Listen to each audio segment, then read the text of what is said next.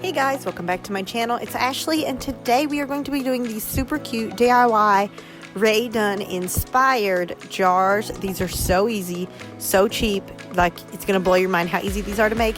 So let's just get into it on how we make these beautiful jars.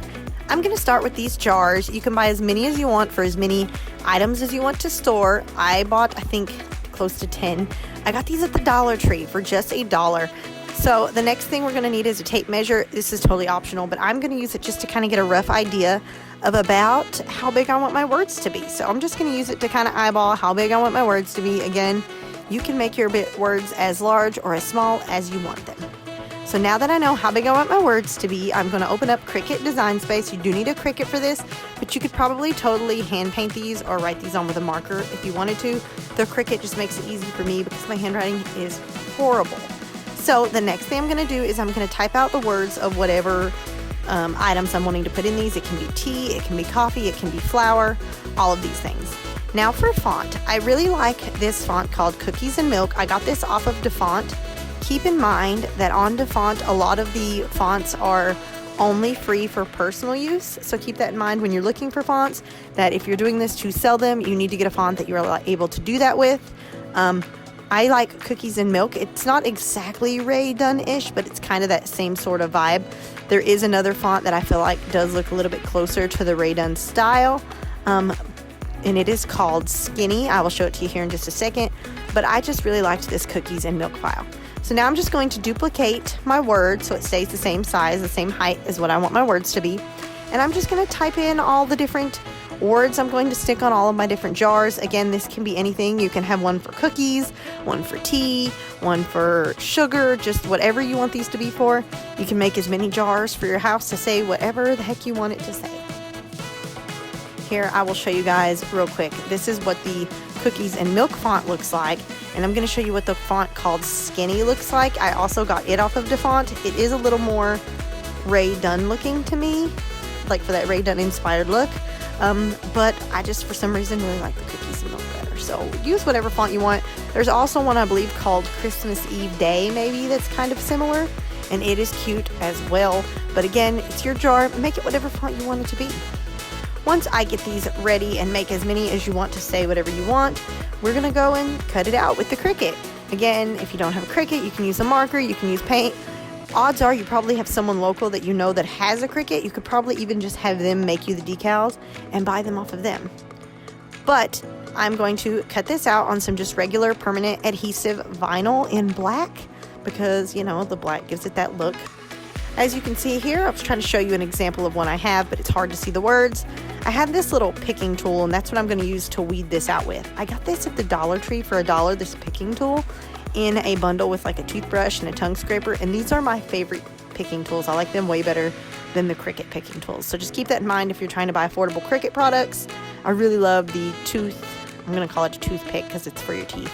I like those from the Dollar Tree. Now I'm going to weed this out. As you can see, it's the same, you know, process as you would weed anything out. My S didn't want to stay down, so I kind of had to fight with it and hold it down a little bit, but I did end up getting it.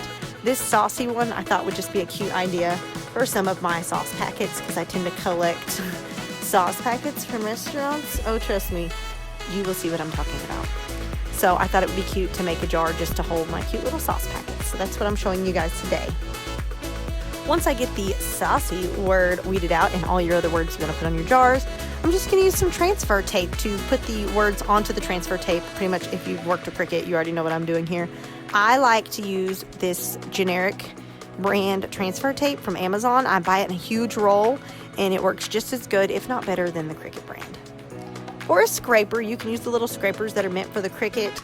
I think they sell some at Dollar Tree too. If I'm not mistaken, this is actually a pan scraper to clean out your saucepans with and your skillets when you're doing dishes and scraping the food out.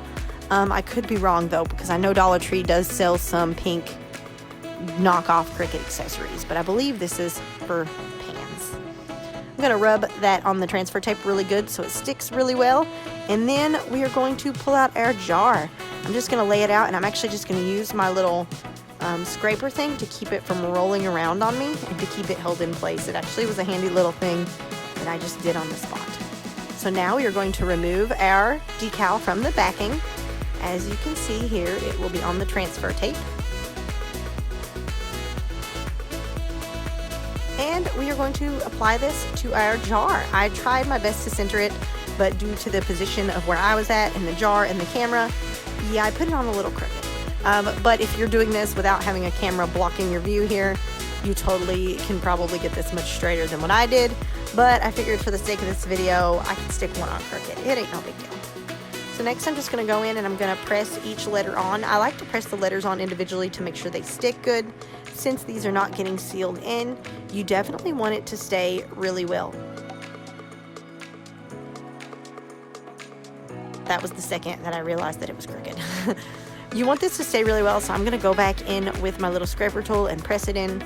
Again, you could totally take a hairdryer or maybe even a heat gun and just lightly hit this just enough where the vinyl can bond to the jar a little bit. I mean, I wouldn't hit it too hard that you melt your vinyl, but just a little bit would probably help seal it in a little bit more.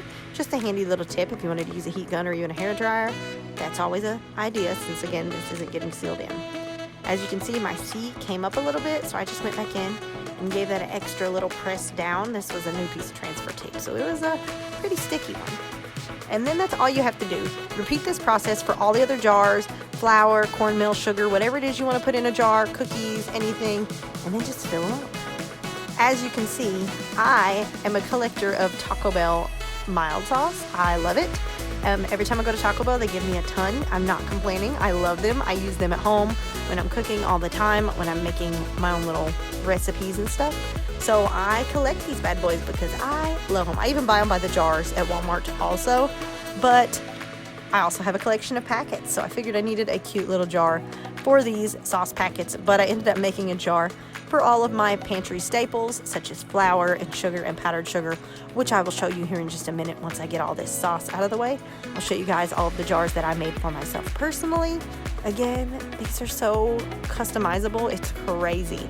I love that just the options and the opportunities are endless with these. So here we have our saucy.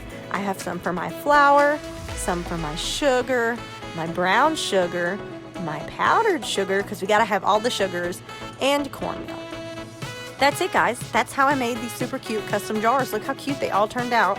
I just showed you step by step the easiest project ever.